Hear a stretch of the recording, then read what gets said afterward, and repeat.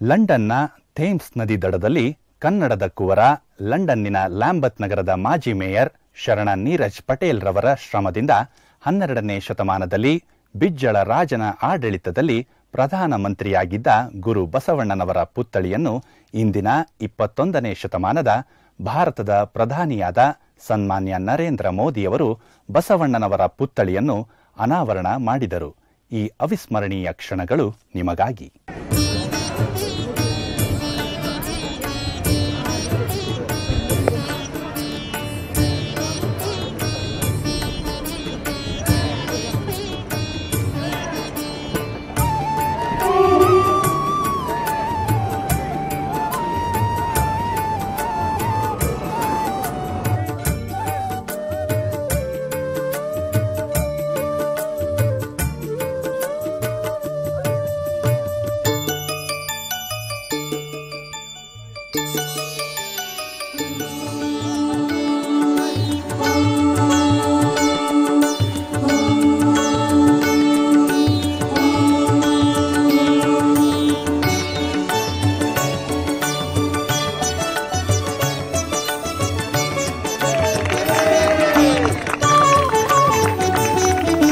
ಬಸವಾ ಬಸವಾ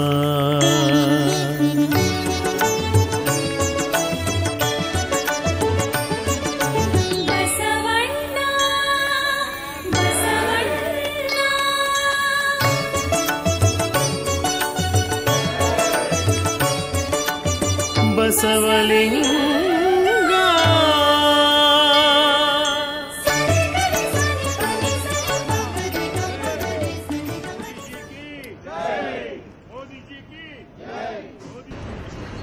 भगवान बसवेश्वर की प्रतिमा का लोकार्पण हो और ये पवित्र कार्य करने का मुझे सौभाग्य मिले, ये मेरे जीवन की एक बहुत बड़ी महत्वपूर्ण घटना मैं मानता हूं। विश्व में जब लोकतंत्र की चर्चा आती है, जनप्रतिनिधियों की चर्चा आती है, संवाद की बातें आती हैं, समस्याओं के समाधान के लिए संवाद के रास्तों की चर्चा आती है, तो ज्यादातर हम भारत के नजरिए से देखें तो पश्चिम के देशों का उल्लेख करते हैं, लेकिन बहुत कम लोगों को पता होगा कि 12th सेंचुरी में भगवान बसवेश्वर ने लोकतांत्रिक मूल्यों की वकालत की,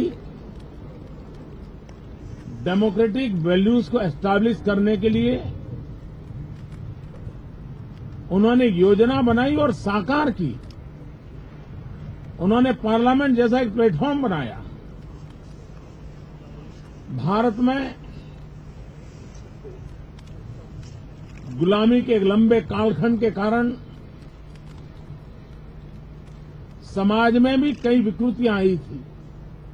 ऊंच नीच का भाव हो, जातिवाद हो, अपना पराये का भाव हो, उन सारी चीजों को नष्ट करने का बीड़ा भगवान बसवेश्वर ने उठाया था और उन्होंने एक प्लेटफॉर्म तैयार किया था जिसको आज हम पार्लियामेंट कह सकते हैं, जहां पर वो सबको बुला करके और समाज के आखिरी छोर पे बैठे हुए व्यक्तियों के प्रतिनिधि भी, not only that, gender equality के लिए भी वो काम करते थे और महिलाओं को भी एम्पावर करना, डिसीजन मेकिंग प्रोसेस में इन्वॉल्व करना, ये 12th सेंचुरी में भगवान बसवेश्वर ने किया था। हम लोग मैग्ना कार्टा के गौरव करते हैं। अभी मैं जब डेविड कैमरन के साथ था तो मैग्ना कार्टा की चीजें मुझे दिखा रहे थे लेकिन भगवान बसवेश्वर उससे भी पहले हुए। और जो बातें हम मैग्ना कार्टा में गर्व से कहते हैं, वे भगवान बसवेश्वर के और बसव पुराण में आज भी वो मौजूद है। जेंडर इक्वेलिटी के लिए उस समय वो वकालत करते थे। जब डेमोक्रेसी की चर्चा आती है तो हम अब्राहम लिंकन को कोट करते हैं। उन्होंने जो परिभाषाएं कही है वो कोट करते थे। लेकिन अब्राहम लिंकन के भी 700 साल पहले भगवान बसवेश्वर ने उन्हीं बातों को कहा था। वे कर्म योगी थे, वे कर्म में विश्वास करते थे। और आज जो कहा जाता है पॉपुलर टर्म में वर्क इज वर्शिप, उसका मूल तत्वाध्यान भगवान बसवेश्वर की बातों में से आता था। कर्म से कैलाश की चर्चा भगवान बसवेश्वर करते थे। हमारे यहां नर करनी करे तो नारायण हो जाए, ये वर्क इज वर्शिप का एक सीधा सीधा भाव उसमें प्रकट होता है। और भगवान बसवेश्वर ने इन बातों को प्रमोट किया।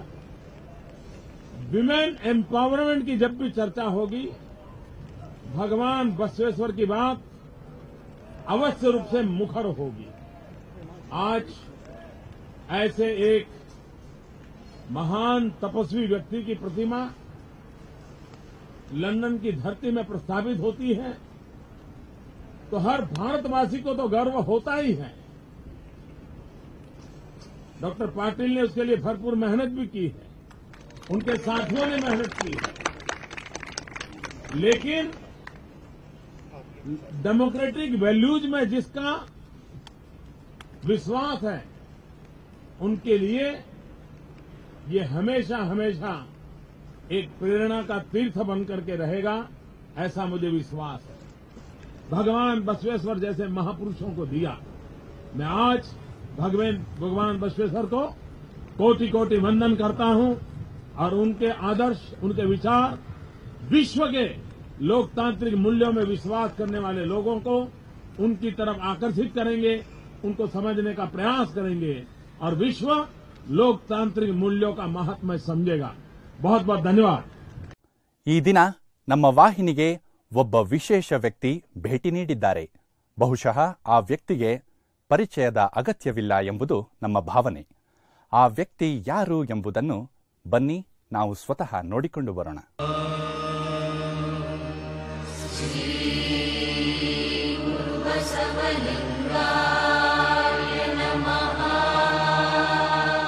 ಈಗ ಡಾಕ್ಟರ್ ನೀರಜ್ ಪಾಟೀಲ್ ರವರನ್ನು ಬಸವ ಟಿವಿಯ ವ್ಯವಸ್ಥಾಪಕ ನಿರ್ದೇಶಕರಾದಂತಹ ಶರಣ ಇ ಕೃಷ್ಣಪ್ಪನವರು ಹೂಗುಚ್ಛವನ್ನು ನೀಡುವ ಮೂಲಕ ಆತ್ಮೀಯವಾಗಿ ಸ್ವಾಗತಿಸಲಿದ್ದಾರೆ. ಶ್ರೀ ಗುರು ಬಸವಲಿಂಗಾಯ ನಮಃ. ಶ್ರೀ ಗುರು ಬಸವಲಿಂಗಾಯ ನಮಃ.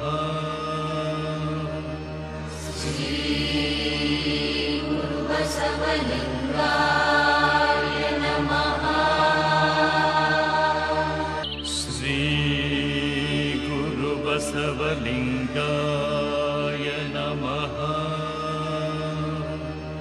ಶ್ರೀ ಗುರು ಬಸವಲಿಂಗಾಯ ನಮಃ. ಈಗ ಡಾಕ್ಟರ್ ನೀರಜ್ ಪಾಟೀಲ್ ರವರಿಂದ ಬಸವ ಟಿವಿಯ ಮೊಬೈಲ್ ಆಪ್ ಲೋಕಾರ್ಪಣೆಯಾಗಲಿದೆ. ಶ್ರೀ ಗುರು ಬಸವಲಿಂಗಾಯ ನಮಃ. ಶ್ರೀ ಗುರು ಬಸವಲಿಂಗಾಯ ನಮಃ.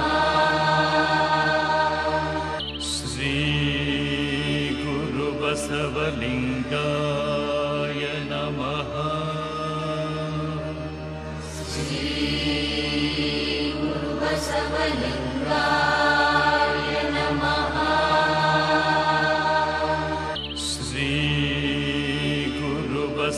ಬಸವಲಿಂಗಾಯ ನಮಃ. ಶ್ರೀ ಬಸವವಾಹಿನಿ ಲೋಕಾರ್ಪಣೆಗೊಳ್ಳುತ್ತಿರುವುದು ನನಗೆ ಬಹಳ ಸಂತೋಷವಾಗ್ತಾ ಇದೆ. ಶ್ರೀ ಕೃಷ್ಣಪ್ಪನವರು ಹಾಗೂ ಶ್ರೀ ಯಶೋದಮ್ಮನವರು, ಶ್ರೀಮತಿ ಯಶೋದಮ್ಮನವರು ಈ ವಾಹಿನಿಯನ್ನು ಇವತ್ತು ಲೋಕಾರ್ಪಣೆ ಮಾಡೋದರಲ್ಲಿ ಅವರು ತುಂಬ ತಮ್ಮ ಶ್ರಮವನ್ನು ವಹಿಸಿ ತಮ್ಮ ತನು ಮನು ಧನ ಎಲ್ಲ ಹಾಕಿ ಇದನ್ನು ಮಾಡ್ತಾ ಇದ್ದಾರೆ. ಇದಕ್ಕೆ ನಾನು ಆ ದಂಪತಿಗಳಿಗೆ ಕೃತಜ್ಞತೆಗಳನ್ನು ಹೇಳ್ತಾ ಇದ್ದೀನಿ. ಅಷ್ಟೇ ಅಲ್ಲ, ಈ ಬಸವವಾಹಿನಿ ಬಸವ ತತ್ವನ ಇಡೀ ಜಗತ್ತಿನಲ್ಲೇ ಹಡಿಸುವಂಥ ಒಂದು ಕೆಲಸ ಮಾಡ್ತಾ ಇದೆ. ಈ ಕೆಲಸಕ್ಕೆ ಸಮಸ್ತ ಕನ್ನಡಿಗರು, ಸಮಸ್ತ ಭಾರತೀಯರು, ಸಮಸ್ತ ಬಸವ ಭಕ್ತರು ಇದಕ್ಕೆ ಸಹಕಾರ ಕೊಡಬೇಕು, ಇದಕ್ಕೆ ಪ್ರೋತ್ಸಾಹ ಕೊಡಬೇಕು ಅಂತ ನಾನು ಕಳಕಳಿಯಿಂದ ಕೇಳ್ಕೊತಾ ಇದ್ದೀನಿ. ಬಸವ ವಾಹಿನಿಗೆ ಜಯವಾಗಲಿ. ಬಸವ ತತ್ವ ಬಸವ ವಾಹಿನಿಯ ಮುಖಾಂತರ ಇಡೀ ಜಗತ್ತಿನಲ್ಲೇ ಹರಡಲಿ ಅಂತ ನಾನು ಕೇಳಿಕೊಂಡು ಶ್ರೀ ಕೃಷ್ಣಪ್ಪನವರಿಗೂ ಶ್ರೀ ಯಶೋದಮ್ಮನವರಿಗೂ ಹಾಗೂ ಈ ಬಸವ ಟಿವಿಯಲ್ಲಿ ಕೆಲಸ ಮಾಡ್ತಾ ಇರ್ತಕ್ಕಂಥ ಎಲ್ರಿಗೂ ಕೂಡ ನನ್ನ ಹಾರ್ದಿಕ ವಂದನೆಗಳನ್ನು ಹೇಳ್ತಾ ಇದ್ದೀನಿ. ಜೈ ಬಸವ ಟಿವಿ.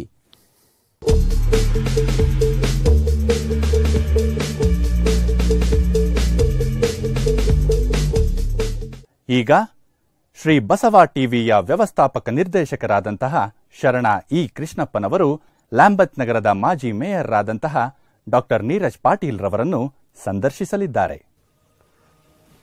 ಎಲ್ಲರಿಗೂ ನಮಸ್ಕಾರ. ಪ್ರಿಯ ವೀಕ್ಷಕರೇ, ಇಂದು ನಮಗೆ ಬಹಳ ಸಂತೋಷ ಆಗ್ತಾ ಇದೆ. ನಮ್ಮ ಸ್ಟುಡಿಯೋಗೆ ಒಬ್ಬ ಸಾಧಕ ಉತ್ಸಾಹಿ ಯುವಕ ನಮ್ಮ ಸ್ಟುಡಿಯೋಗೆ ಭೇಟಿ ಕೊಟ್ಟಿದ್ದಾರೆ. ಅವರು ನಿಮಗೆಲ್ಲರಿಗೂ ಚಿರಪರಿಚಿತರು. ಈ ನಾಡಿನ ಹೆಮ್ಮೆಯ ಪುತ್ರ, ನಮ್ಮ ಮನೆಯ ಮಗ, ನಮ್ಮೆಲ್ಲರಿಗೂ ಸ್ಫೂರ್ತಿ ಕೊಡುವಂತಹ ಉತ್ಸಾಹಿ ಕ್ರಿಯಾಶೀಲ ಒಬ್ಬ ಸಾಧಕರನ್ನು ನಾವು ನೀವೆಲ್ಲರೂ ಇವತ್ತು ಪರಿಚಯ ಮಾಡಿಕೊಳ್ಳೋಣ. ನಿಮಗೆಲ್ಲ ಪರಿಚಯ ಇದೆ, ಮತ್ತಷ್ಟು ಪರಿಚಯವನ್ನು ನಾವು ಮಾಡಿಕೊಳ್ಳೋಣ. ಸನ್ಮಾನ್ಯ ಶ್ರೀ ನೀರಜ್ ಪಾಟೀಲ್ ಅವರು ನಮ್ಮೊಂದಿಗಿದ್ದಾರೆ. ಅವರಿಗೆ ನಿಮ್ಮೆಲ್ಲರ ಪರವಾಗಿ ಆತ್ಮೀಯವಾದಂತಹ ಸ್ವಾಗತವನ್ನು ಬಯಸ್ತೇವೆ.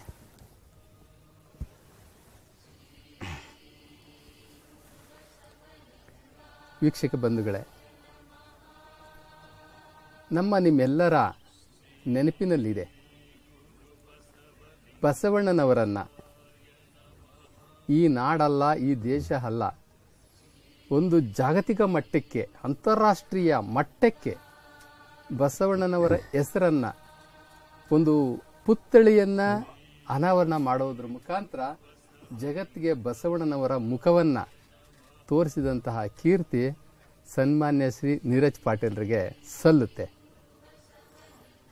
ನೀರಜ್ ಪಾಟೀಲ್ರು ಅಲ್ಲಿ ಅಂದರೆ ಥೇಮ್ಸ್ ನದಿ ದಡ, ಲಂಡನ್ನಿನ ಆ ನಗರದಲ್ಲಿ ಆ ಪಾರ್ಲಿಮೆಂಟ್ ಎದುರುಗಡೆ ಇವತ್ತು ಅನಾವರಣ ಆಗಿರುವಂಥದ್ದು.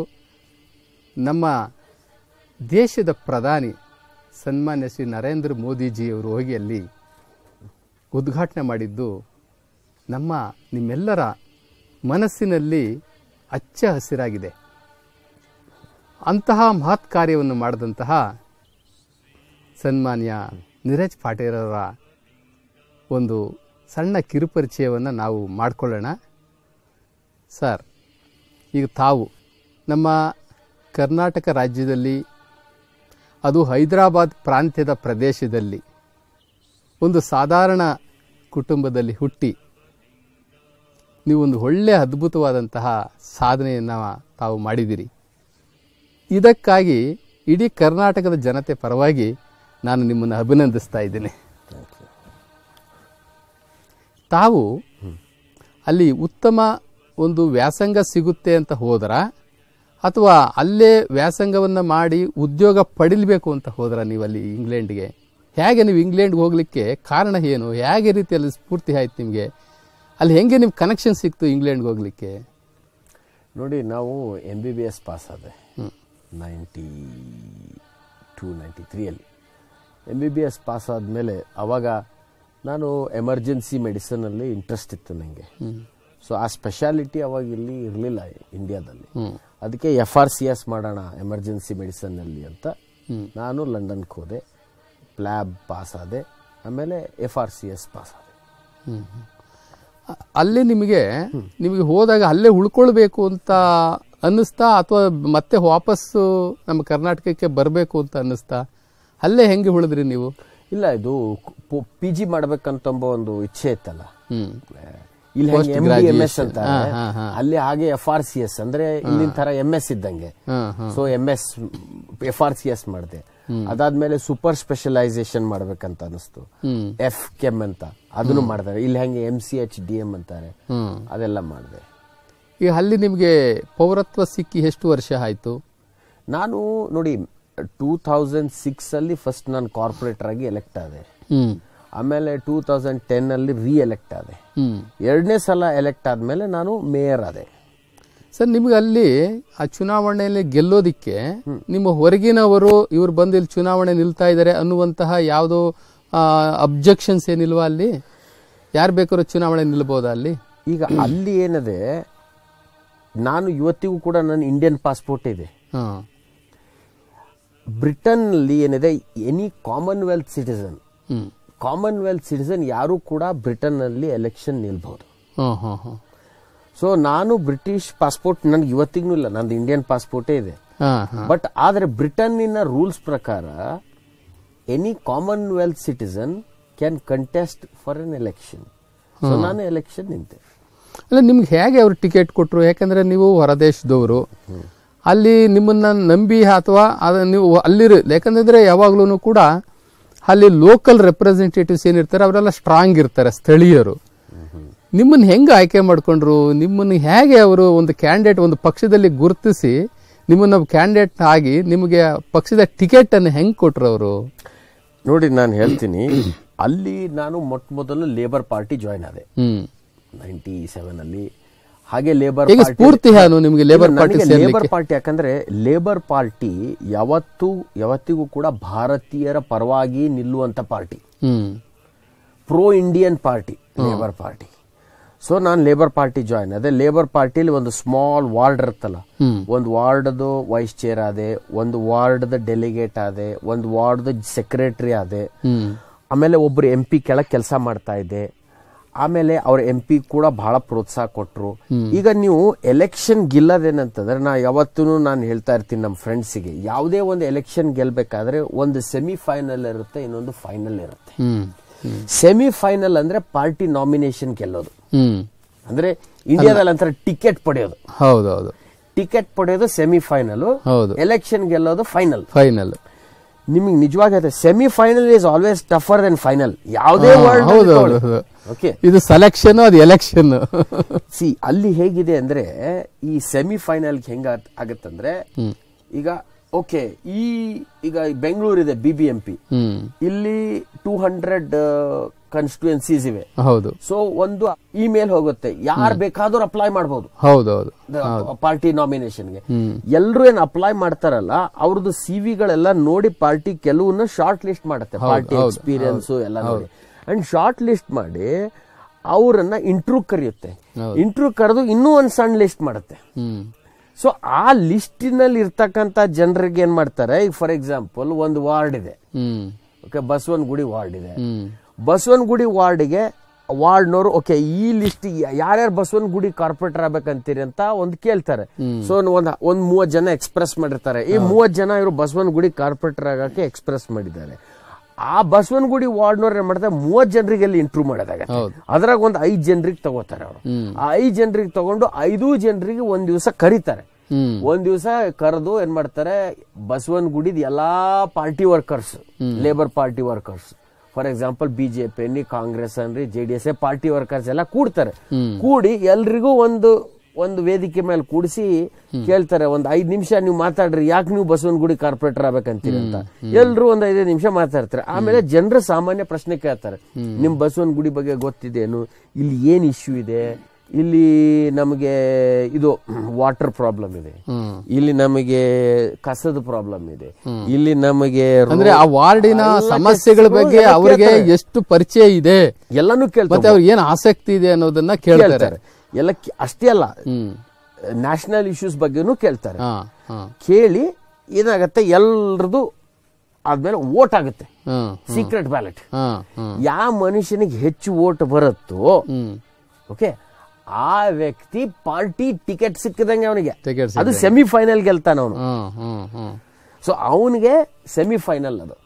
ಸೊ ಇದಾದ್ಮೇಲೆ ಫೈನಲ್ ಇಲ್ಲಿ ಆದ್ರೆ ಇಲ್ಲಿ ನಮ್ಮಲ್ಲಿ ನೀವ್ ಅನ್ಕೊಂಡಂಗೆ ಎಲ್ಲಾರನ್ನು ಕರೆದ ಅಭಿಪ್ರಾಯ ಏನ್ ಕೇಳೋದಿಲ್ಲ. ಅವನಿಗೆ ಗೆಲ್ಲಿಕ್ಕೆ ಏನ್ ಅರ್ಹತೆ ಇದೆ, ದುಡ್ಡಿದೆಯಾ ಅಂತ ನೋಡ್ತಾರೆ ಅಷ್ಟೇನೆ ಇಲ್ಲಿ. ಆದ್ರೆ ನೀವ್ ಹೇಳ್ತಾ ಇರೋದು ಪ್ರಜಾಪ್ರಭುತ್ವ ವ್ಯವಸ್ಥೆಯಲ್ಲಿ ಸರಿಯಾದಂತ ಸಿಸ್ಟಮ್ ಅದು ಖಂಡಿತ ಅದು. ಯಾಕಂತಂದ್ರೆ ಅವರ ವಿದ್ಯಾರ್ಹತೆ, ಅವರ ಅನುಭವಗಳು, ಅವರ ಒಂದು ಆಸಕ್ತಿ, ಅವರು ಯಾವ ರೀತಿ ಈ ತೊಡಗಿಸ್ಕೊಳ್ತಾರೆ ಜನಗಳ ಮಧ್ಯೆ ಅಂತಕ್ಕಂಥದ್ದು ಅದರ ಒಳ್ಳೆಯ ಇದು, ಅದು ಪ್ರಜಾಪ್ರಭುತ್ವ ವ್ಯವಸ್ಥೆನೂ ಕೂಡ ಸರಿ. ಆದರೆ ಇವತ್ತಿನ ನಮ್ಮ BBMP ನೀವು ತಿಳ್ಕೊಂಡಿರಂಗೆ ಏನಿಲ್ಲ. ಇಲ್ಲಿ ಹಣ, ಅವನ ಹತ್ರ ಹಣ ಇದೆಯಾ, ಗೆಲ್ಲೋಷ್ಟು ಹಣ ಇದೆಯಾ ಅಂತ ಅಷ್ಟು ಅರ್ಹತೆ ಇದ್ರೆ ಸಾಕು ಅವ್ನು ಟಿಕೆಟ್ ತಗೊಂಬರ್ತಾರೆ. ತುಂಬಾ ಸಂತೋಷ ಸರ್. ಈಗ ತಮಗೆ ತಾವು ಹೋಗಿದ್ದು ಮೆಡಿಕಲ್ ಸೈನ್ಸ್ ಓದ್ಲಿಕ್ಕೆ ಅಂತ, ಆದ್ರೆ ರಾಜಕಾರಣಿ ಆಗ್ಬಿಟ್ರಲ್ಲ ನೀವು. ಈಗ ನೆಕ್ಸ್ಟ್ ಅಲ್ಲಿ ರಾಜಕಾರಣದಲ್ಲಿ ತಾವು ಮುಂದುವರಿತೀರಾ, ಅದು ಹೇಗೆ? ತಾವು ಈಗ ನಿಮ್ಮ ಪ್ರೊಫೆಷನ್ ಹೇಗೆ ಈಗ? ನಾನು ಹೇಳ್ತೀನಲ್ಲ, ಇದೇನಂದ್ರೆ ರಾಜಕಾರಣಿ ಅಂತ ಏನು ಇಲ್ಲೇ ಇಲ್ಲ. ನೀವು ಎಲ್ಲಿ ಈಗ ಡಾಕ್ಟರ್ ಅಂದ್ರೆ MBBS ಪಾಸ್ ಆದ್ರೆ ಡಾಕ್ಟರ್, ಇಂಜಿನಿಯರ್ ಅಂದ್ರೆ B ಪಾಸ್ ಆದ್ರೆ ಇಂಜಿನಿಯರ್, ಲಾಯರ್ ಅಂದ್ರೆ LLB ಪಾಸ್ ಆದ್ರೆ ಲಾಯರ್. ಸೊ ಆ ತರ ರಾಜಕಾರಣಿ ಅಂತಂದ್ರೆ ಒಂದೇನು ಪ್ರೊಫೆಷನ್ ಇಲ್ಲ. ಎಲ್ಲರೂ ರಾಜಕಾರಣಿ ಆಗ್ಬೋದು. ಯಾರಿಗೆ ಸಮಾಜದ ಬಗ್ಗೆ ಕಳಕಳಿ ಇದೆ, ಸಮಾಜನ ಸುಧಾರಿಸಬೇಕು, ಸಮಾಜದಲ್ಲಿ ಬದಲಾವಣೆಯನ್ನ ತರಬೇಕು ಅಂತಂಬ ಒಂದು ಉತ್ಸಾಹ ಇರುತ್ತಲ್ಲ, ಅವರೆಲ್ಲ ಅಲ್ಲಿ ಜನಗಳು ಇವರು ಹೊರಗಿನವರು, ಬೇರೆ ದೇಶದವರು ಅನ್ನುವಂತಹ ಒಂದು ಫೀಲಿಂಗ್ ಏನು ಅವರು ಇರಲ್ವಾ? ಅವರಿಗೆ ತುಂಬಾ ಆತ್ಮೀಯವಾಗಿ ನೋಡ್ತಾರ? ನನಗೆ ಏನ್ ಅನ್ಸುತ್ತೆ, ಅದೆಲ್ಲ ಜಾಸ್ತಿ ನೋಡೋದಿಲ್ಲ. ಏನ್ ನೋಡ್ತಾರೆ, ಎಲ್ಲರಿಗಿಂತ ಇಂಪಾರ್ಟೆಂಟ್ ಏನಂದ್ರೆ ಆ ವ್ಯಕ್ತಿ ಏನು, ಅವನ ಅರ್ಹತೆ ಏನು. ಈಗ ನಾನು ಡಾಕ್ಟರ್, ಇವರು ಡಾಕ್ಟರ್ ಇದ್ದಾರೆ, ಇವರು ಸೂಪರ್ ಸ್ಪೆಷಲಿಸ್ಟ್ ಇದ್ದಾರೆ, ಇವರು ಎಮರ್ಜೆನ್ಸಿ ಡಾಕ್ಟರ್ ಇದ್ದಾರೆ. ನಮಗೆ ಡಾಕ್ಟರ್ಗಳು ಬೇಕು, ಡಾಕ್ಟರ್ಗಳು ಸ್ವಲ್ಪ ಕಾರ್ಪೊರೇಷನ್ ಕೂತ್ರೆ ಚೆನ್ನಾಗಿರುತ್ತೆ ಅಂತ ಒಂದು ಅಭಿಪ್ರಾಯ. ಯಾಕಂದ್ರೆ ಡಾಕ್ಟರ್ಗಳು ಜಾಸ್ತಿ ರಾಜಕಾರಣದ ಬರೋದಿಲ್ಲ. ಸೊ ಆಟೋಮೆಟಿಕಲಿ ಏನಾಗುತ್ತೆ, ಸ್ವಲ್ಪ ವಿರೋಧ ರಾಜಕಾರಣಕ್ಕೂ ಈ ಇದ್ರ ನಿಮ್ಮ ಲೈನ್ಗೂ ವಿರೋಧನೇ. ಹೌದು, ಬಹಳ ಕಮ್ಮಿ ಡಾಕ್ಟರ್ ಸೇವೆ ಎರಡೂ ಕೂಡ 24/7 ಸೇವೆನೇ ಇದು. ರಾಜಕಾರಣಿಗೂ ಅಷ್ಟಿಲ್ಲ, ಡಾಕ್ಟರ್ಗೂ ಅಷ್ಟಿಲ್ಲ. ಆದ್ರೆ ಒಂದ್ ರೀತಿ ವಿರೋಧನೇ ಅದಕ್ಕೆ, ಅದು ವಿರೋಧ. ಬಟ್ ಆದ್ರೆ ಇದು ಏನಂತಂದ್ರೆ ಡಾಕ್ಟರ್ ಇರೋದ್ರಿಂದ ನನಗೆ ಅನ್ಸುತ್ತೆ ನನ್ನ ಸ್ಟೆಥೋಸ್ಕೋಪ್ ತುಂಬಾ ಹೆಲ್ಪ್ ಮಾಡುತ್ತೆ ನನಗೆ. ಸರ್, ಈಗ ತಾವು ಅಲ್ಲಿ ರಾಜಕಾರಣ ಒಂದು ಶುರು ಮಾಡಿದ್ರಿ, ಶುರು ಮಾಡಿ ಒಂದು ಒಳ್ಳೆ ಹೆಸರನ್ನ ಪಡ್ಕೊಂಡಿದ್ದೀರಾ, ಮತ್ತೆ ಅಲ್ಲಿ ತುಂಬಾ ಒಂದು ಒಳ್ಳೆ ಒಂದು ರಾಜಕಾರಣದಲ್ಲೂ ಕೂಡ ನೀವು ಗುರುತಿಸ್ಕೊಂಡಿದ್ದೀರಾ. ತುಂಬಾ ಸಂತೋಷ. ಈಗ ನಿಮಗೆ ಅಲ್ಲಿ ಹೋದ್ಮೇಲೆ ಸಂತೋಷವಾಗಿ, ಸುಖವಾಗಿ, ಒಳ್ಳೆ ಹಣ ಗಳಿಸ್ಕೊಂಡು ಇರ್ಬೋದಾಗಿತ್ತು. ಆದ್ರೆ ನಮ್ಮ ನಾಡು, ನುಡಿ, ಧರ್ಮ, ಸಂಸ್ಕೃತಿಯನ್ನ ಮರಿದಲೇನೆ ಅಲ್ಲಿ ಒಂದು ಬಸವಣ್ಣನವರ ಪುತ್ಥಳಿಯನ್ನ ಸ್ಥಾಪನೆ ಮಾಡಬೇಕು ಅಂತಕ್ಕಂಥದ್ದು ನಿಮ್ಮ ಮನಸ್ಸಿನಲ್ಲಿ ಹೇಗೆ ಬಂತದು? ನೋಡಿ, ನಾನು ಮೇಯರ್ ಆಗಿದ್ದೆ 2010 ಮೇಯರ್ ಆದಾಗ ನಾನು ಕರ್ನಾಟಕಕ್ಕೆ ಬಂದಾಗ ಭರ್ಜರಿ ಸ್ವಾಗತ ಆಯ್ತು. ಎಲ್ಲರೂ ನಮ್ಮ ಕನ್ನಡಿಗರು ಒಬ್ರು ಮೇಯರ್ ಆಗಿದ್ದಾರೆ. ಈಗೆಲ್ಲ ಮೀಡಿಯಾದವರು ಎಲ್ಲರೂ ಇಂಟ್ರ್ಯೂ ಕರಿತಿದ್ರು, ಇಂಟ್ರ್ಯೂ ಆಯ್ತು, ಎಲ್ಲ ಆಯ್ತು. ಬಟ್ ಎಲ್ಲರೂ ಒಂದೇ ಪ್ರಶ್ನೆ ಕೇಳ್ತಾ ಇದ್ರು, ನೀವು ಲಂಡನ್ಗೆ ಹೋಗಿ ಮೇಯರ್ ಆಗಿದ್ದೀರಿ ಒಂದು ನಗರದ, ಕರ್ನಾಟಕಕ್ಕೆ ಮತ್ತು ಭಾರತಕ್ಕೆ ನಿಮ್ಮ ಕೊಡುಗೆ ಏನು ಅಂತ ಕೇಳ್ತಾ ಇದ್ರು. ನನಗೆ ಬಹಳ ತಲೆ ಕೆಡಿಸ್ತಾ ಇತ್ತು. ಯಾಕಂದ್ರೆ ನಾನು ಏನ್ ಕೊಡುಗೆ ಕೊಡಬೇಕು? ಸೊ ನನಗೇನನ್ನಿಸ್ತು, ಫೈನ್, ನಮ್ಮ ಕೊಡುಗೆ ಏನಂತಂದ್ರೆ ನಮ್ಮ ಭಾರತದ ಒಂದು ಕಲ್ಚರ್ ಏನಿದೆ ಅಥವಾ ಒಂದು ಸಂಸ್ಕೃತಿ ಏನಿದೆ, ಆ ಸಂಸ್ಕೃತಿನ ಒಯ್ಯೋಣ ಬ್ರಿಟನ್ಗೆ ಅಂತ ಆ ಒಂದು ವಿಚಾರದಲ್ಲಿ ನಾನು ಡಿಸೈಡ್ ಮಾಡಿದೆ ಏನಂದ್ರೆ ಬಸವೇಶ್ವರ ಸ್ಟ್ಯಾಚ್ಯೂ ಹಾಕೋಣ. ಇದು ತುಂಬಾ ಸೂಕ್ತ. ಅದು ಬಸವಣ್ಣನವರು ಭಾರತ ದೇಶದ ಸಂಸ್ಕೃತಿಯ ರಾಯಭಾರಿ. ಹೌದು. ಬಸವಣ್ಣನವರು ಈ ಭಾರತೀಯ ಸಂಸ್ಕೃತಿಯ ಈ ಪರಂಪರೆ ಏನಿದೆ ಇದರ ರಾಯಭಾರಿ. ಆದರೆ ನಮ್ಮ ದೇಶ ಬಸವಣ್ಣನವರನ್ನ ಈ ನಾಡಿನ ಈ ದೇಶದ ಸಂಸ್ಕೃತಿಯ ರಾಯಭಾರಿ ಅಂತ ಹೇಳಿಬಿಟ್ಟು ಘೋಷಣೆ ಮಾಡಿದ್ರೆ ಬಸವಣ್ಣನವರಿಗೆ ಒಂದು ಒಳ್ಳೆ ಬೆಲೆಯನ್ನ ಕೊಟ್ಟಂಗಾಗುತ್ತೆ. ಸೊ ಒಳ್ಳೇದು ಸರ್. ಈಗ ಪತ್ರಕರ್ತರು ಕೇಳಿದ್ದಕ್ಕೆ ನೀವು ಅಷ್ಟು ಸೀರಿಯಸ್ ಆಗಿ ತೆಗೆದುಕೊಂಡ್ರಿ ಅಂದ್ರೆ ನೋಡಿ, ಈ ಪತ್ರಿಕೋದ್ಯಮದ ಪ್ರಶ್ನೆಗಳು ಯಾವ ರೀತಿ ಮನಸ್ಸಿನ ಮೇಲೆ ಪ್ರಭಾವ ಬೀರುತ್ತೆ ಅಂತಕ್ಕಂಥದಕ್ಕೆ ನೀವೊಂದು ಒಳ್ಳೆ ಉದಾಹರಣೆ. ಅದನ್ನ ಗಂಭೀರವಾಗಿ ಪರಿಗಣಿಸಿದ್ರಿ.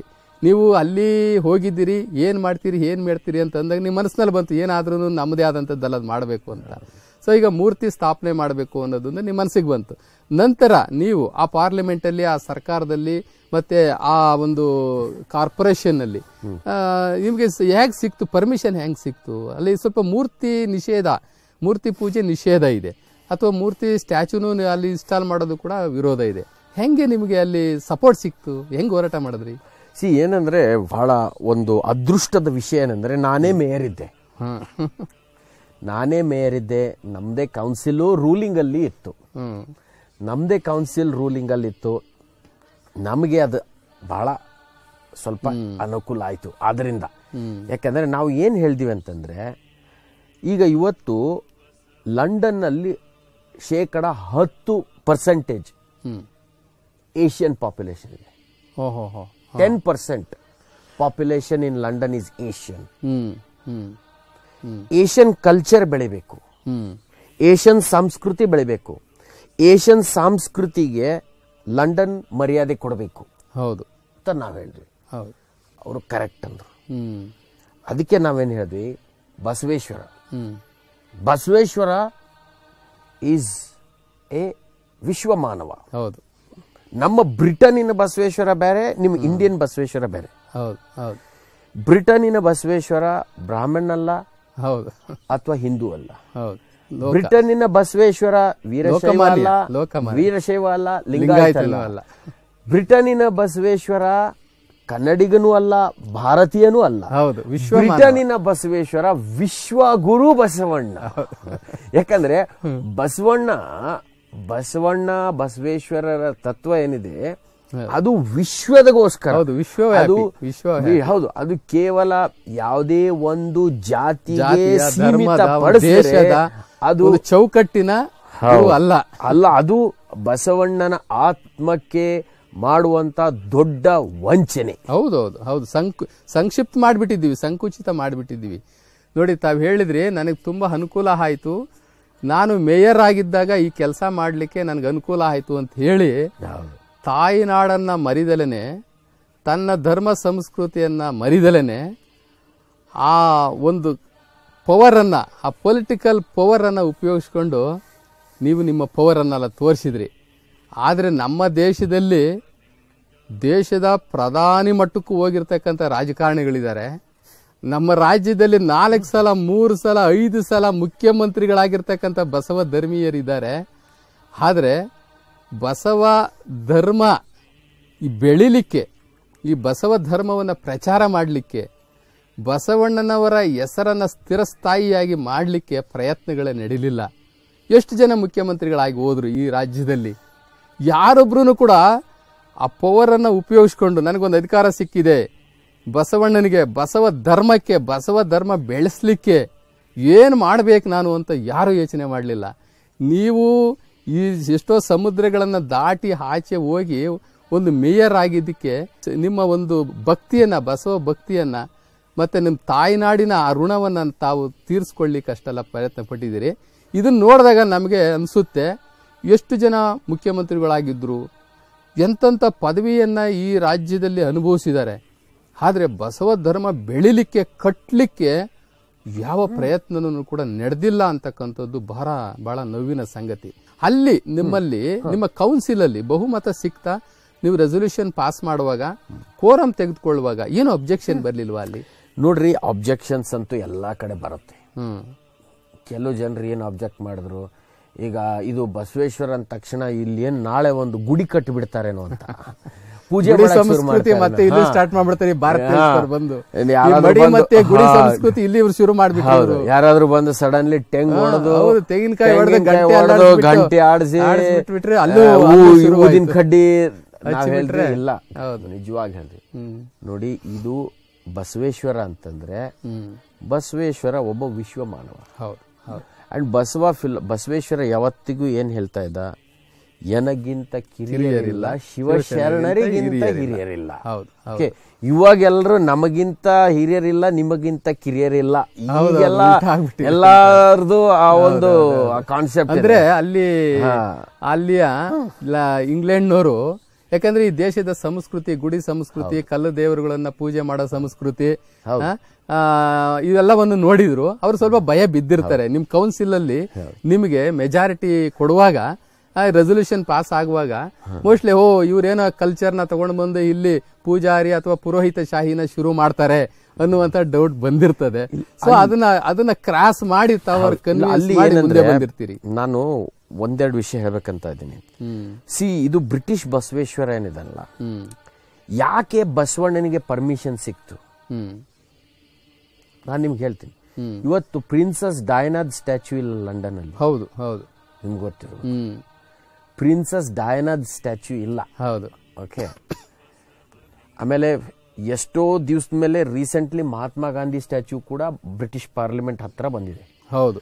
ಆದ್ರೆ ಬಸವೇಶ್ವರ ಸ್ಟ್ಯಾಚ್ಯೂ ಯಾಕೆ ಬ್ರಿಟಿಷ್ ಪಾರ್ಲಿಮೆಂಟ್ ಹತ್ರ ಬಂತು ಅಂತಂದ್ರೆ, ಬ್ರಿಟನ್ ಏನಿದೆ, Britain is called mother of all democracy. ಹೌದು ಹೌದು.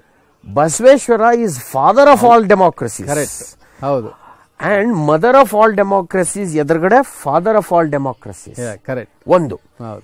ಎರಡನೇದು, Basaveshwara fought for human rights. ಹೌದು.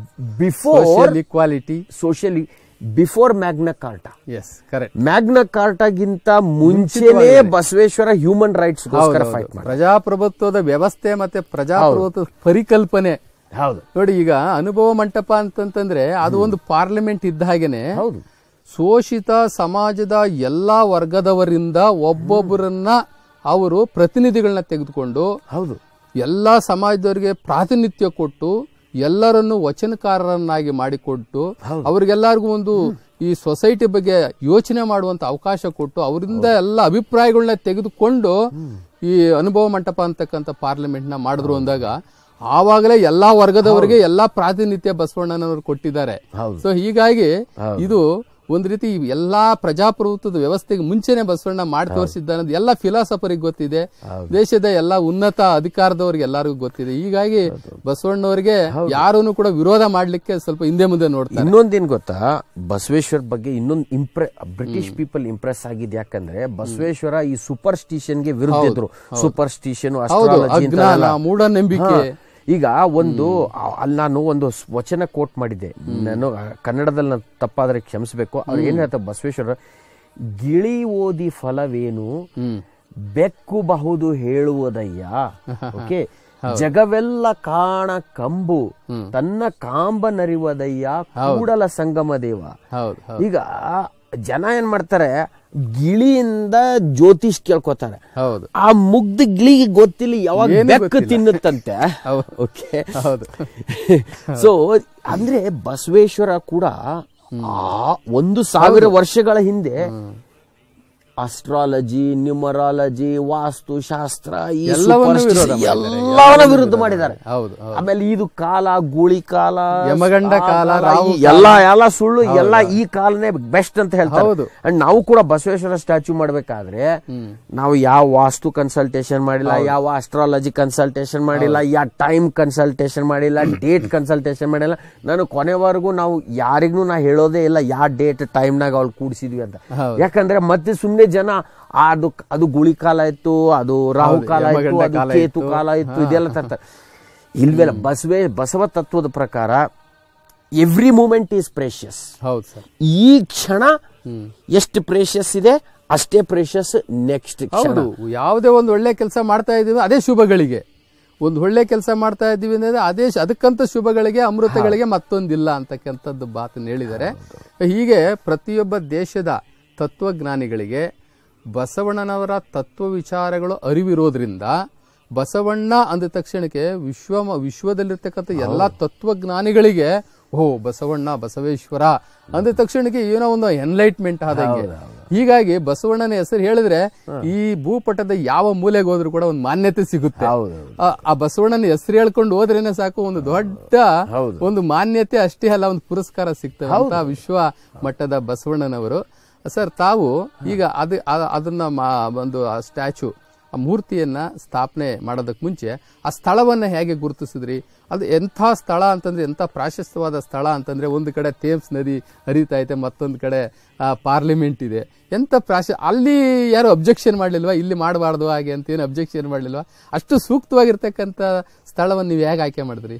ನಾನು ಒಂದೇ ಮಾತಾಡ್ತೀನಿ ಕೇಳಿ. ನಾನು ಒಂದೇ ವಿಷಯ ನನಗೆ ಗೊತ್ತಿತ್ತು.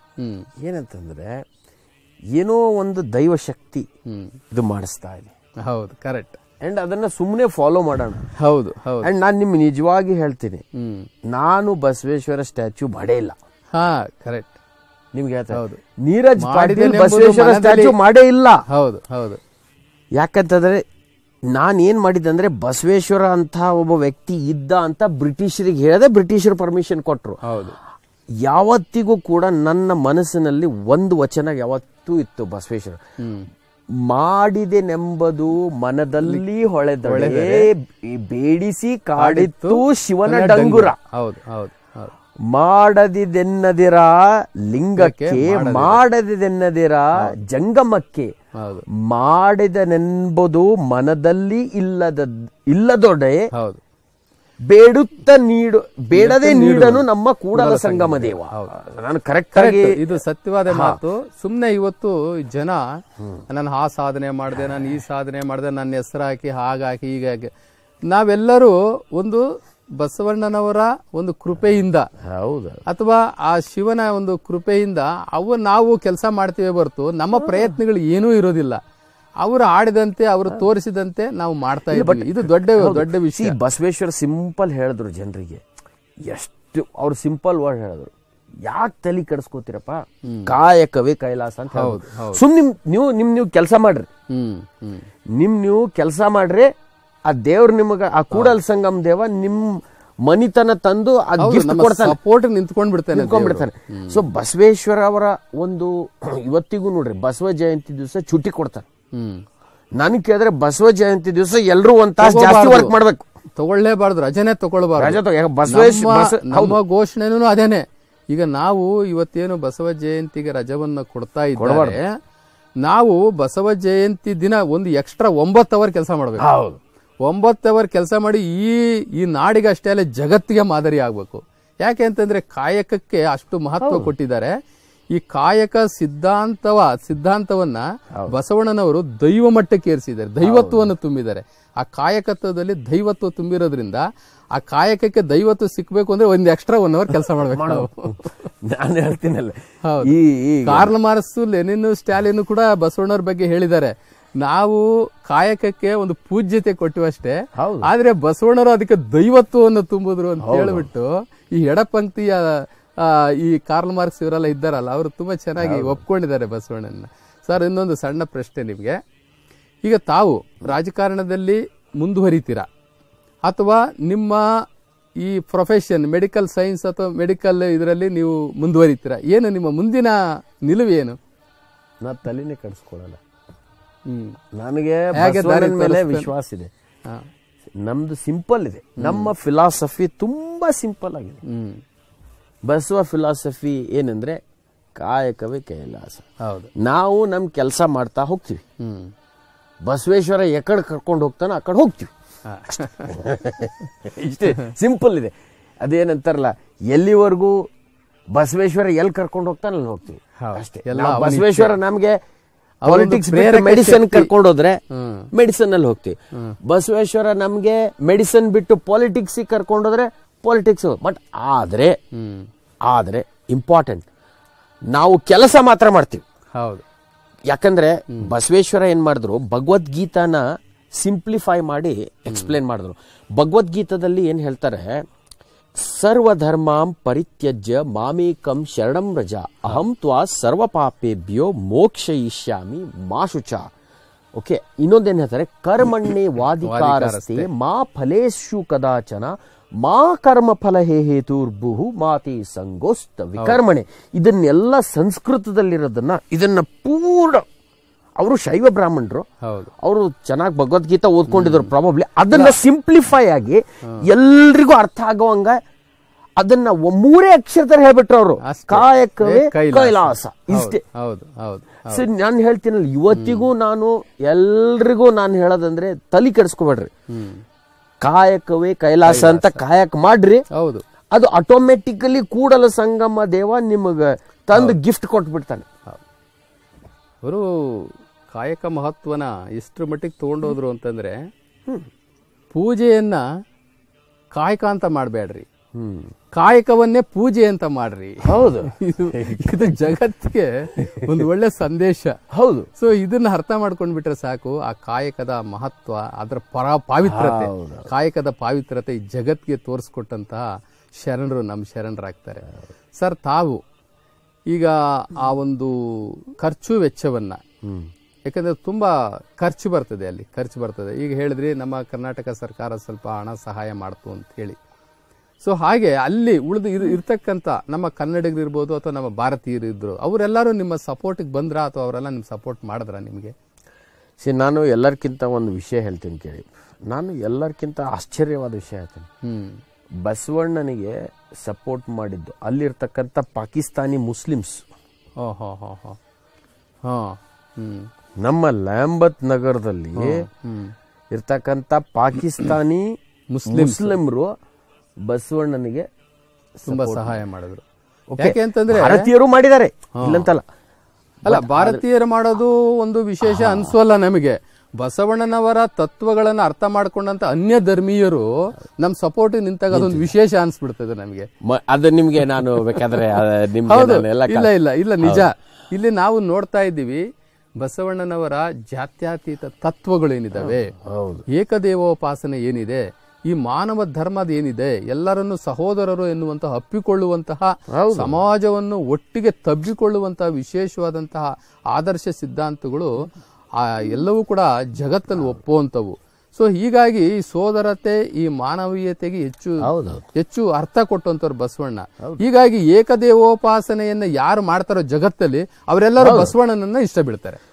ಏಕದೇವೋಪಾಸನೆ ಇರ್ತಕ್ಕಂಥವ್ರು. ನಮ್ ಫಿಲಾಸಫಿ ಸಿಂಪಲ್ ಇದೆ. ನೀವು ಹಿಂದೂ ಇರ್ರಿ, ನೀವು ಮುಸ್ಲಿಂ ಇರ್ರಿ, ನೀವು ಕ್ರಿಶ್ಚಿಯನ್ ಇರ್ರಿ, ನೀವು ಲಿಂಗಾಯತ್ ಇರ್ರಿ, ನೀವು ವೀರಶೈವ ಇರ್ರಿ, ನೀವು ಗುರು ಪೀಠದವ್ರು ಇರ್ರಿ, ನೀವು ವಿರಕ್ತ ಪೀಠದವ್ರಿ, ನೀವು ಉತ್ತರ ಕರ್ನಾಟಕದವ್ರು ಇರ್ರಿ, ನೀವು ಕೇರಳದವ್ರು ಇರ್ರಿ, ನೀವು ದಕ್ಷಿಣ, ಬಸವ ಭಕ್ತರಂದ್ರೆ ಈಕ್ವಲ್.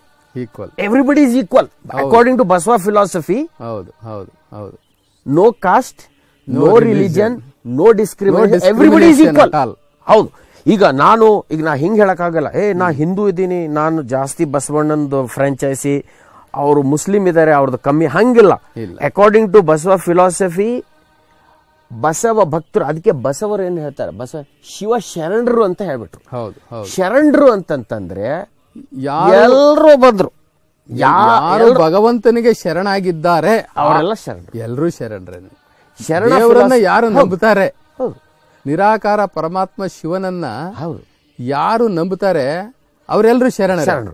ಆಮೇಲೆ ಈ ಅನುಭವ ಮಂಟಪದಲ್ಲಿ ತಮ್ಗೆ ಗೊತ್ತಿರೋ ಹಾಗೆ ಎಲ್ಲಾ ಜಾತಿಯವರು, ಹೌದು, ಎಲ್ಲಾ ಕಸ ಹುಡುಗಿಸೋರಿದ್ರು, ಎಲ್ಲ ಜಾತಿಯರು ಅನ್ನೋದಕ್ಕಿಂತ ಎಲ್ಲಾ ಕುಲಕಸಬು ಮಾಡ್ತಿದ್ದಂತ ಸಣ್ಣ ಸಣ್ಣ ಕಾಯಕ ಶರಣರು, ಎಲ್ಲಾ ಕಾಯಕ ಮಾಡ್ತಿದ್ದಂತ ಕಾಯಕ ಶರಣರು ಇದ್ರು. ಎಲ್ಲಾ ಪ್ರತಿನಿಧಿಗಳ ತರ ಆಯಾ ಪಂಗಡದ, ಆಯಾ ಬುಡಕಟ್ಟಿನ ಧರ್ಮೀಯರಾಗಿ ಒಂದು ರೆಪ್ರೆಸೆಂಟೇಟಿವ್ ಆಗಿ ಕೆಲಸ ಮಾಡಿ. ಅಷ್ಟೆಲ್ಲ ಇಂಪಾರ್ಟೆಂಟ್ ಅಂದ್ರೆ 50% ವಿಮೆನ್ ಇದ್ರು, 50% ಮೆನ್ ಇದ್ರು. ಇವತ್ತಿಗೂ ವಿಧಾನಸೌಧದ 50% ವಿಮೆನ್ ಇಲ್ಲ. ಇನ್ನ ಈ 50 years ಆದ್ರೂ ವಿಧಾನಸೌಧದ 50% ವಿಮೆನ್ ಬರೋದಿಲ್ಲ. ಬಟ್ ಬಸವೇಶ್ವರ ಅವರು 1000 years ago ತಮ್ಮ ಪಾರ್ಲಿಮೆಂಟ್ ನ 50% ಮೆನ್, 50% ವಿಮೆನ್ ಪಾಸ್ ಮಾಡ್ಬಿಟ್ರು ಅವರು. ಇವತ್ತು ಆಶ್ಚರ್ಯಕರವಾದ ವಿಚಾರ, ಯಾವುದೇ ಪ್ರಜಾಪ್ರಭುತ್ವ ರಾಷ್ಟ್ರಗಳಲ್ಲಿ ಅವರು ಏನೇ ಜಾರಿಗೆ ತರ್ತಾ ಇದ್ರು ಸಹ ಅದು ಎಲ್ಲವೂ ಕೂಡ ಬಸವಣ್ಣನವರ ಅವ್ರು ಮಾಡಿ ಬಿಟ್ಟು ಹೋಗಿರ್ತಕ್ಕಂಥದ್ದನ್ನ ಈಗ ಒಬ್ಬೊಬ್ರೆ ಜಾರಿ ತರ್ತಾ ಇದ್ದಾರೆ. ಯಾವುದೇ ಸುಧಾರಣೆಗಳು ತಂದ್ರು ಕೂಡ ಇದಕ್ಕೆ ಮೊದಲೇ ಬಸವಣ್ಣವ್ರ ಮಾಡಿ ಬಿಟ್ಟಿರ್ತಕ್ಕಂಥದ್ದನ್ನ ಕಾಲ ಕಾಲಕ್ಕೆ ಜಾರಿಗೆ ತರ್ತಾ ಇದ್ದಾರೆ. ಇದು ಭಾರಿ ವಿಶೇಷ. ಇನ್ನೊಂದು ನೀವು ಅಬ್ಸರ್ವ್ ಮಾಡ್ಬೇಕು, ಅನುಭವ ಮಂಟಪದಲ್ಲಿ ಬಸವೇಶ್ವರ ಏನ್ ಮಾಡ್ತಾ ಇದ್ರು, ಸ್ಪೀಕರ್ ಪೋಸ್ಟ್ ಅಲ್ಲಿ ಅಲ್ಲಂ ಪ್ರಭು ಕೂಡಿಸ್ತಾರೆ, ಅಪೋಸಿಷನ್ ಪೋಸ್ಟ್ ಅಲ್ಲಿ ಅಕ್ಕ ಮಹಾದೇವನ ಕೂಡಿಸ್ತಾರೆ, ಇನ್ನೊಂದ್ ಕಡೆ ಡಿಬೇಟ್ ಮಾಡಕ್ಕೆ ಚನ್ನಬಸವಣ್ಣನ ಕೂಡಿಸ್ತಾರೆ, ಇನ್ನೊಂದ್ ಕಡೆ ಸಿದ್ದರಾಮೇಶ್ವರ. ತಾವು ಮಾತ್ರ ಕೆಳಗಡೆ ಕೂತು ಇಲ್ಲ ನೀವೇ ದೊಡ್ಡವರಪ್ಪ ನೀವು ಡಿಬೇಟ್ ಮಾಡ್ರಿ ಅಂತ. ಅವರು ಆಕ್ಚುಲಿ ಬಿಜ್ಜಳನ ಆಸ್ಥಾನದಲ್ಲಿ ಪ್ರಧಾನಮಂತ್ರಿ ಆಗಿದ್ದವರು, ಅವ್ರು ಪ್ರಧಾನಮಂತ್ರಿ ಆದವರು. ಇವ್ರು ಎಲ್ರಿಗೂ ತಗೊಂಡಿದ್ದಪ್ಪ ನಿಮ್ದೇ ಅನುಭವ ಉಂಟಪ್ಪ, I am just only a ordinary representative. ಅವು ಇವನ್ ಹೇಳ್ಬಿಟ್ರು ನನಗಿಂತ ಹಿರಿಯರಿಲ್ಲ, ಶಿವ ಶರಣರಿಗಿಂತ ಹಿರಿಯರಿಲ್ಲ ಅಂತ ಹೇಳಿದ್ರು. ಇದು ಬಹಳ ಅಷ್ಟೇ ಅಲ್ಲ, ಒಂದು ನೆಟವರ ಸಮುದಾಯದಿಂದ ಬಂದಂತಹ ಅಲ್ಲಮ ಪ್ರಭುಗಳು ತುಂಬಾ ಸಣ್ಣ ಜಾತಿಯವರವರು, ಅವತ್ತಿಗೆ ಒಂದು ಸಣ್ಣ ಸಮುದಾಯದವರವರು. ಅವ್ರನ್ನ ತೆಗೆದುಕೊಂಡು ಹೋಗಿ ಮೇಲೆ ಮಡಗಿ ಒಬ್ಬ ಪ್ರಧಾನಮಂತ್ರಿ ಆಗಿದ್ದಂತ ಹುದ್ದೆಲಿದ್ದಂತ ಕೆಳಗಡೆ ಕೂತ್ಕೊಳ್ಳೋದು ಅಂತಂದ್ರೆ ಎಷ್ಟು ದೊಡ್ಡ ವಿಷಯ. ಅದು ಅವ್ರನ್ನ ಒಂದು ಲೋಕಸಭಾ ಒಬ್ಬ ಸ್ಪೀಕರ್ ಇದ್ದ ಹಾಗೆ ಮಾಡಿ ಇವ್ರ ಕೆಳಗಡೆ ಕೂತು ಇದು ಒಂದು ಎಲ್ಲರಿಗೂ ಕೂಡ ಜಗತ್ತಿನ ಯಾರ್ಯಾರು ಈ ಜಾಗತಿಕ ಮಟ್ಟದಲ್ಲಿ ದರ್ಪವನ್ನು ತೋರಿಸ್ತಾರೆ ಅವ್ರಿಗೆಲ್ಲರೂ ಕೂಡ ಬಸವಣ್ಣನವರ ಒಂದು ನೀತಿ ಪಾಠ. ಸರ್, ಕೊನೆಯದಾಗಿ ನಮ್ಮದೊಂದು ಪ್ರಶ್ನೆ ತಮಗೆ. ಈಗ ನಾವು ಬಸವ ಟಿವಿಯನ್ನ ಪ್ರಾರಂಭ ಮಾಡಿದ್ದೀವಿ, ಒಂದು ಒಳ್ಳೆಯ ಉದ್ದೇಶ ಇಟ್ಕೊಂಡು, ಹಲವಾರು ಉದ್ದೇಶಗಳನ್ನ ಇಟ್ಕೊಂಡು ಬಸವ ಟಿವಿಯನ್ನು ಪ್ರಾರಂಭ ಮಾಡಿದ್ದೀವಿ. ಈ ಬಸವ ಟಿವಿಯಲ್ಲಿ ಏನೋ ಒಂದು ಮನರಂಜನೆಯನ್ನು ನಾವು ತೋರಿಸ್ತೀವಿ ಜನಗಳಿಗೆ, ಅಥವಾ ಯಾವುದೋ ಒಂದು ಬರೀ ಈ ಆಧ್ಯಾತ್ಮಿಕನೇ ತೋರಿಸ್ತೀವಿ ಅನ್ನುವಂಥದ್ದಲ್ಲ. ಈ ನಾಡಿನ, ಈ ಜಗತ್ತಿನ, ಈ ಸಮಾಜದ ಎಲ್ಲ ಲೋಪದೋಷಗಳನ್ನು ಎತ್ತಿ ಹಿಡಿಯುವಂತಹ, ಸರಿಪಡಿಸುವಂತಹ, ಸರ್ಕಾರದ ಮೇಲೆ ಒತ್ತಡ ತರುವಂತಹ, ಕಾನೂನುಗಳನ್ನು ತಿದ್ದುಪಡಿ ಮಾಡುವಂತಹ ಎಲ್ಲ ಪ್ರಯತ್ನಗಳನ್ನು ಶ್ರೀ ಬಸವ ಟಿವಿ ಮಾಡುತ್ತೆ. ಇಂತಹ ಒಂದು ಸಂದರ್ಭದಲ್ಲಿ ಈ ಧರ್ಮವನ್ನು ನಾವು ಕಟ್ಟಿ ಬೆಳೆಸಬೇಕಾಗತಕ್ಕಂಥ ಒಂದು ನೂತನವಾದಂಥ ಪ್ರಯತ್ನವನ್ನು ಈ ಎಲೆಕ್ಟ್ರಾನಿಕ್ ಮೀಡಿಯಾ ಮುಖಾಂತರ ಮಾಡಲಿಕ್ಕೆ ಹೊರಟಿದ್ದೀವಿ. ನಾವು ಮುಂದಿನ ದಿನಗಳಲ್ಲಿ ಒಂದು ದೊಡ್ಡ ಕಾಲೇಜನ್ನು ಮಾಡ್ತೀವಿ. ಆ ಕಾಲೇಜಲ್ಲಿ ತತ್ವ ಪ್ರಚಾರಕರನ್ನು ತಯಾರು ಮಾಡೋದು, ತತ್ವ ಪ್ರಚಾರಕರನ್ನ ತಯಾರು ಮಾಡಿ ಅವರಿಗೆ ತರಬೇತಿಯನ್ನು ಕೊಟ್ಟು ಅನುಷ್ಠಾನಗಳನ್ನು ಮಾಡಿಸಿ, ಅನುಷ್ಠಾನ ಭಾರಿ ಮುಖ್ಯ, ಅನುಷ್ಠಾನಗಳನ್ನು ಮಾಡಿಸಿ ಅವರಿಗೆ ಎಲ್ಲ ಅರ್ಹತೆಗಳನ್ನು ತುಂಬಿ ನಾವು ರಾಜ್ಯದ ಪ್ರತಿಯೊಂದು ಹಳ್ಳಿಗೂ ಕಳಿಸಿ ಈ ಧರ್ಮವನ್ನು ಪ್ರಚಾರ ಮಾಡುವಂಥ ಕೆಲಸವನ್ನು ಮಾಡಲಿಕ್ಕೆ ಅಂತೇಳಿ ಬಸವ ಟಿವಿ ಬಹಳ ದೊಡ್ಡ ಒಂದು ಕಲ್ಪನೆ ಮತ್ತು ಒಂದಷ್ಟು ಬ್ಲೂ ಪ್ರಿಂಟನ್ನು ಮಾಡಿ ಇಟ್ಕೊಂಡಿದ್ದೀವಿ. ಈ ದೇಶ ವಿದೇಶಗಳಲ್ಲಿ ಅನಿವಾರ್ಯವಾಗಿ, ಅಗತ್ಯವಾಗಿ ಇವತ್ತು ಬಸವ ಧರ್ಮದ ಚಿಂತನೆಗಳನ್ನು ಕೊಡುವಂತಹ ಪ್ರಯತ್ನ ಅಗತ್ಯ ಇದೆ. ಈ ನಿಟ್ಟಿನಲ್ಲಿ ತಮ್ಮ ಸಲಹೆ ಏನು? ಈ ಧರ್ಮ ಪ್ರಚಾರ ಮಾಡಲಿಕ್ಕೆ ತಮ್ಮ ಸಿನ್ಸಿಯರ್ ಅಡ್ವೈಸ್ ಏನಿದೆ ಸರ್? ಬಿಫೋರ್ ನಂದು ಅಡ್ವೈಸ್ಗಿಂತ ಮುಂಚೆ ಒಂದು ವಿಷಯ ಹೇಳ್ತೀನಿ ನಾನು. ನೀವೇನು ಮಾಡ್ತಾ ಇದ್ದೀರಲ್ಲ, ಒಂದು ಬಹಳ ದೊಡ್ಡ ಕೆಲಸ ಮಾಡ್ತಾ ಇದ್ದೀರಿ, ಬಹಳ ದೊಡ್ಡ ಕೆಲಸ. ಯಾಕಂದರೆ ನಿಜವಾಗಿ ಹೇಳ್ಬೇಕಂದ್ರೆ ನೀವು ಈಗ ಬಸವೇಶ್ವರ ಸ್ಟ್ಯಾಚ್ಯೂ ಹಾಕೋಕ್ಕಿಂತ ಮುಂಚೆ ನಾವು ಬಸವಣ್ಣನಿಗೆ ನಾನು ಕ್ಷಮೆ ಕೇಳಿದೆ. ಯಾಕಂದರೆ ಬಸವೇಶ್ವರ ಸ್ಟ್ಯಾಚ್ಯೂ ಹಾಕೋದು ಬಸವ ತತ್ವದ ವಿರುದ್ಧನೇ. ಯಾಕಂದ್ರೆ ಅವ್ರು ಏನು ಹೇಳಿದ್ರು, ಉಳ್ಳವರು ಶಿವಾಲಯ ಕಟ್ಟುವರಯ್ಯ, ನಾನೇನು ಮಾಡಲಿ ಬಡವನಯ್ಯ, ಎನಗೆ ದೇಹವೇ ದೇಗುಲ, ಶಿರವೇ ಕಳಸ, ಕಾಲೇ ಕಂಬ, ಆತ್ಮವೇ ದೇವರು. ಬಟ್ ಆದರೂ ಕೂಡ ನಾವು ಸ್ಟ್ಯಾಚ್ಯೂ ಯಾಕೆ ಹಾಕ್ತೀವಿ ಅಂತಂದ್ರೆ ಒಂದು ಸ್ಟ್ಯಾಚ್ಯೂ ಇಂದ ಅಟ್ರಾಕ್ಟ್ ಆಗುತ್ತೆ ಜನ. ಹೌದು, ಈಗ ಸ್ಟ್ಯಾಚ್ಯೂ ಹಾಕಿದ್ದಕ್ಕೆ ಅನಿವಾರ್ಯವಾಗಿ ಹೆಂಗೆ ಅಂದ್ರೆ ನೋಡಿ, ನಮ್ಮ ಕರ್ನಾಟಕದಲ್ಲೇನೇನೆ ಬಸವಣ್ಣ ಅಂತಂದ್ರೆ ಎಷ್ಟು ಹಳ್ಳಿಗಳಲ್ಲಿ ಎತ್ತನ್ನ ತೋರಿಸ್ಬಿಟ್ಟು ಇದೇ ಬಸವಣ್ಣ ಅಂತ ಹೇಳುವಂತ ಕಾಲದಲ್ಲಿ ನಾವು ಈ ಸ್ಟ್ಯಾಚ್ಯೂ ಬಸವಣ್ಣನವರ ಪುತ್ಥಳಿಯನ್ನ ತೋರಿಸುವಂತದ್ದು ಅಗತ್ಯ ಇದೆ. ಇಲ್ಲೇ ಹೆಂಗಿದೆ ಅಂತಂದ್ರೆ ದೇಶ ವಿದೇಶಗಳಲ್ಲಿ ನಮ್ಮ ಮೇನ್ ಐಡಿಯಾ ಏನಿತ್ತಂದ್ರೆ, ಒಂದು ಸ್ಟ್ಯಾಚ್ಯೂ ಇರೋದ್ರಿಂದ, ಬ್ರಿಟಿಷ್ ಪಾರ್ಲಿಮೆಂಟ್ ಎದುರುಗಡೆ ಬಸವೇಶ್ವರ ಸ್ಟ್ಯಾಚ್ಯೂ ಇರೋದ್ರಿಂದ ಅಲ್ಲಿ ಏನಾಗುತ್ತೆ, ಸಹಜವಾಗಿ ಇಂಟರ್ನ್ಯಾಷನಲಿ ಎಲ್ಲ ಇಂಟರ್ನ್ಯಾಷನಲ್ ಜನ ಬರ್ತಾರೆ, ಎಲ್ಲರೂ ಬಂದು ನೋಡ್ತಾರೆ, ಬಸವೇಶ್ವರ ಅಂತ ನೋಡ್ತಾರೆ. ಆಮೇಲೆ ಏನಾಗುತ್ತೆ, ಅವ್ರೆಲ್ಲರ ಕೈಯಲ್ಲಿ ಮೊಬೈಲ್ ಫೋನ್ ಇರುತ್ತೆ, ಗೂಗಲ್ ಇರುತ್ತೆ, ನೋಡ್ತಾರೆ ಬಸವೇಶ್ವರ ಅಂತ ಗೂಗಲ್ ಮಾಡ್ತಾರೆ. ಅವಾಗ ಯಾರು ಸೊ ಅದು ಇಂಡೈರೆಕ್ಟ್ ಆಗಿ ಪ್ರಚಾರ ಆಗುತ್ತೆ. ಅಂಡ್ ಬಸವೇಶ್ವರ ಅವ್ರು ಹೇಳಿದ್ರು, ಸ್ಥಾವರಕ್ಕೆ ಅಳಿವುಂಟು, ಜಂಗಮಕ್ಕೆ ಅಳಿವಿಲ್ಲ. ತಾವೇನ್ ಮಾಡ್ತಾ ಇದ್ರಲ್ಲ, ಬಸವ ತತ್ವದ ಪ್ರಚಾರ ಮಾಡ್ತಾ ಇದ್ದಾರೆ. ಸೊ ನಾನೇನ್ ಹೇಳ್ತೇನೆ, ನೀವು ನಮ್ಗಿಂತ ಗ್ರೇಟ್. ಆತರ ಏನಿಲ್ಲ. ಇಲ್ಲ ಒಬ್ಬ ನೀವೇ ಹೇಳಿದ್ರಲ್ಲ, ಬಸವಣ್ಣ ಒಬ್ಬೊಬ್ಬರ ಕೈಯಲ್ಲಿ ಒಂದು ಕೆಲಸ ಮಾಡಿಸ್ತಾನೆ ಅಷ್ಟೇ. ನಾವೆಲ್ಲ ನಿಮಿತ್ತ ಮಾತ್ರ. ಇದನ್ನ ನಾವೆಲ್ಲ ಪಾತ್ರಧಾರಿಗಳು. ನೀವಾಗ್ಲಿ ನಾವಾಗ್ಲಿ ಇನ್ನೊಬ್ಬರಾಗ್ಲಿ ಎಲ್ಲರೂ ಪಾತ್ರಧಾರಿ. ನಾನೇನ್ ಹೇಳ್ತಾ ಇದ್ದೇನೆಂದ್ರೆ, ನಾನು ಬಸವ ಟಿವಿ ಇದೆಯಲ್ಲ, Basava TV is doing a great fantastic job. ಯಾಕಂದ್ರೆ ನೀವು ಬಸವ ತತ್ವ, ಬಸವ ಫಿಲಾಸಫಿನ ಇಡೀ ಜಗತ್ತಿಗೆ ಕೊಡ್ತಾ ಇದ್ರಿ. ಇವತ್ತು ಎಷ್ಟೋ ಜನ ಟಿವಿ ನೋಡ್ತಾರೆ, ಅದನ್ನ ಯೂಟ್ಯೂಬ್ನ ಹಾಕೋತಾರೆ, ಆಪ್ಸ್ ಮಾಡ್ತಾರೆ, ಮೊಬೈಲ್ ಫೋನ್ ಎಲ್ಲ. ಅಂದ್ರೆ ನೀವೇನ್ ಮಾಡ್ತಾ ಇದ್ರಿ, ಬಸವ ವಿಜುವಲ್ ಮೀಡಿಯಾ ಏನಿದೆ, ಇಟ್ ಇಸ್ ವೆರಿ ಎಫೆಕ್ಟಿವ್. ಈ ಸೋಷಿಯಲ್ ಮೀಡಿಯಾ ಮತ್ತೆ ವಿಜುವಲ್ ಮೀಡಿಯಾದಲ್ಲಿ ನಾವು ಅನಿವಾರ್ಯವಾಗಿ ಧರ್ಮ ಪ್ರಚಾರ ಮಾಡುವಂತ ಅಗತ್ಯ ನಮಗೆ ತುಂಬಾ ಅಗತ್ಯ ಇತ್ತು. ಇವಾಗ ಪುಸ್ತಕವನ್ನ ಓದುವಂತಹ ಹವ್ಯಾಸ ಜನಗಳಲ್ಲಿ ಕಡಿಮೆ ಆಗ್ಬಿಟ್ಟಿದೆ. ಯಾರಿಗಾದ್ರೂ ಒಂದು ಸ್ವಲ್ಪ ಸಮಯ ಸಿಕ್ತು ಅಂತಂದ್ರೆ ಮೊಬೈಲ್ ಫೋನ್ ಇಟ್ಕೊಳ್ತಾನೆ. ಎಲ್ಲವೂ ಅವನಿಗೆ ಮೊಬೈಲ್ ಫೋನ್ ಅಲ್ಲಿ ಸಿಗೋದ್ರಿಂದ ಅವನಿಗೆ ಪುಸ್ತಕದ ಕಡೆ ಹೋಗೋದೇ ಇಲ್ಲ. ಹೀಗಾಗಿ ನಾವೇನ್ ಮಾಡಿದ್ವಿ, ಸಾಕಷ್ಟು ಬಸವ ಫಿಲಾಸಫಿಯನ್ನ ಈಗಾಗಲೇ ನಾವು ಸೋಷಿಯಲ್ ಮೀಡಿಯಾಗೆ ಲೋಡ್ ಮಾಡ್ತಾ ಇದ್ದೀವಿ. ಎಲ್ಲವೂ ಬೇರೆ ಬೇರೆನೂ ಕೂಡ ಮಾಡಿದ್ದಾರೆ. ನಮ್ಮ ಕರ್ನಾಟಕ ರಾಜ್ಯದಲ್ಲಿ ಸುಮಾರು ಸಂಘ ಸಂಸ್ಥೆಗಳು ಮತ್ತೆ ಮಠ ಮಂದಿರಗಳು ಎಲ್ಲರೂ ಸಹ ಸೋಷಿಯಲ್ ಮೀಡಿಯಾಗೆ ಬಸವಣ್ಣನವರ ಒಂದು ಫಿಲಾಸಫಿಯನ್ನ ತುಂಬುವಂತ ಕೆಲಸವನ್ನ ಮಾಡ್ತಾ ಇದ್ದಾರೆ. ಸೊ ನಾವು ಕೂಡ ಅದರಲ್ಲಿ ವಿಜುವಲ್ಸ್ ಮೀಡಿಯಾದಲ್ಲಿ ಏನಿದೆ ಅದ್ರ ಪರಿಣಾಮಕಾರಿಯಾಗಿ ಬೀರ್ಬೇಕಂತ ಹೇಳ್ಬಿಟ್ಟು ಇವತ್ತಿನ ಯುವ ಜನಾಂಗನ ಮೈಂಡ್ ಅಲ್ಲಿ ಇಟ್ಕೊಂಡಿದೀವಿ ನಾವು. ಇವತ್ತಿನ ಯುವ ಜನಾಂಗವನ್ನ ಹೇಗೆ ಈ ಧರ್ಮದ ಕಡೆ ಸೆಳಿಬೇಕು, ನಾವು ಯಾವ ರೀತಿ ದೃಶ್ಯ ಮಾಧ್ಯಮವನ್ನ ಅವ್ರ ಕಡೆ ತಗೊಂಡೋಗ್ಬೇಕು ಅನ್ನೋ ನಿಟ್ಟಿನಲ್ಲಿ ನಮ್ಮಲ್ಲಿ ಚಿಂತನೆಗಳು ನಡೀತಾ ಇದೆ. ಯಾಕಂದ್ರೆ ಇವತ್ತಿನ ಅಶ್ಲೀಲತೆ ತಾಂಡವಾಡ್ತಾ ಇದೆ, ಮತ್ತೆ ಅನಾಗರಿಕತೆ ತಾಂಡವಾಡ್ತಾ ಇದೆ, ಸ್ವೇಚ್ಛಾಚಾರ ಅಂತೂ ತಾಂಡವಾಡ್ತಾ ಇದೆ. ಒಂದು ಹೆಣ್ಣು ಗಂಡಿನ ಮಧ್ಯದ ಅಂತರವೇ ಇಲ್ದಂಗೆ ಆಗೋಗ್ಬಿಟ್ಟಿದೆ. ಇದು ಕೆಟ್ಟ ಒಂದು ಪರಿಣಾಮಗಳು ನಾವು ನೋಡ್ತಾ, ನಮ್ಮ ಧರ್ಮದ ಮೇಲೆ ಸಂಸ್ಕೃತಿ ಮೇಲೆ ನೇರ ಪ್ರಭಾವ ಬೀರ್ತಾ ಇದೆ. ನಾವು ಹಾಕುವಂತ ಡ್ರೆಸ್ಗಳು ಎಲ್ಲ ಪಾಶ್ಚಿಮಾತ್ಯರನ್ನ ಅನುಕರಣೆ ಮಾಡುವಂತ ಡ್ರೆಸ್ ಗಿಳಿದು ಬಿಟ್ಟಿದ್ದಾರೆ ನಮ್ಮ ಹೆಣ್ಮಕ್ಳು ಗಂಡು ಮಕ್ಕಳು. ಹಿಂಗಿರುವಾಗ ನಮ್ಮ ಧರ್ಮದ ಕಡೆ ಸಂಸ್ಕೃತಿ ಕಡೆ ಯಾಕೆ ಎಳಿಬೇಕಪ್ಪ ಅಂತ ಹೇಳಿ ಈ ದೃಶ್ಯ ಮಾಧ್ಯಮ ನಮ್ದು ಏನಿದೆ, ಈ ಬಸವ ಟಿವಿ ಮುಖಾಂತರ ಒಂದು ದೊಡ್ಡ ಒಂದು ಚಿಂತನೆಗೆ ತೊಡಗಿದ್ದೀವಿ.